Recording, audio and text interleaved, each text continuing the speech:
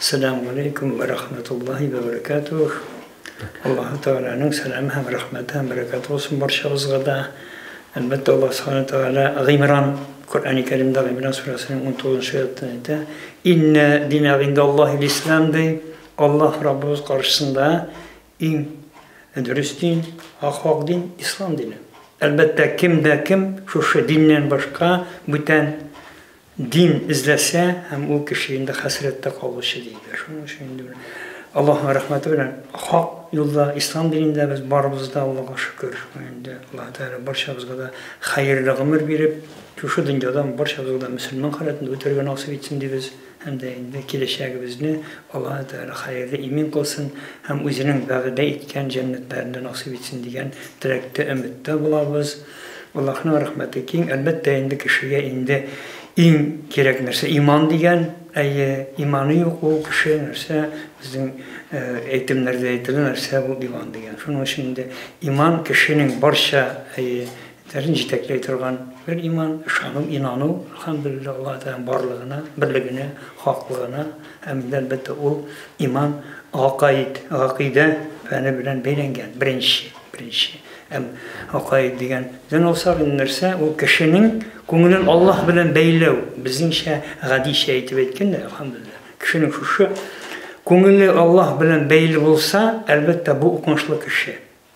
Bunun yaşağı boş kabulmay elhamdülillah. Şunun şimdi buna şu akaid fenine elbette güç salarak gerek barımızga da bugünkü günde ne işin desek Peygamberimiz sallallahu aleyhi ve sellem 13 yıl boyu La ilahe illallah kelimesini indirdi. La ilahe illallah hem elbette indi Muğaz ibn Cebel'le radıyallahu cibergenden erse eytti Yemen'ge din taratıra ciberin de eytti sizin orada eytti de mesela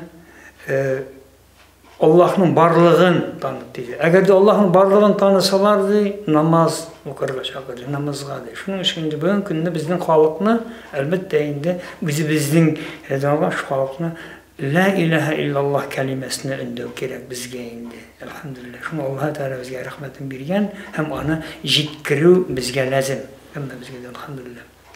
Allah'ın rahmeti bilen şunun içinde iman bulgan jirden, yaxşılık bulgan jirden yamanlık gitecek inşallah. Kur'an-ı Kerim'de ayet Allah Teala karanlık, yaxşılık bulgan karanlık gitecek.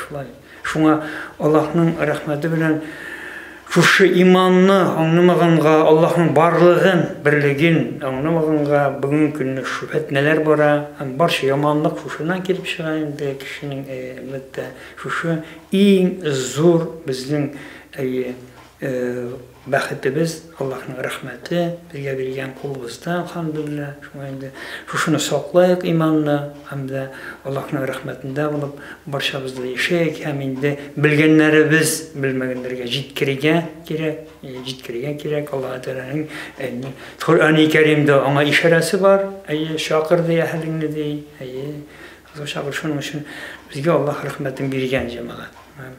Rahmetine şükür bulup, şu birgenine şükür itip kanagat bulup, şu dünyada yaşayıp, Allah'ın kilesi günleri bizde Allah'ın gazabından, utundan Allah'a Teala'ya sığınayak, saklasın, Allah'a Teala sığınayak, hem de kileşek bizim barışımızda hayırlı kılsın diyen duada kılayak.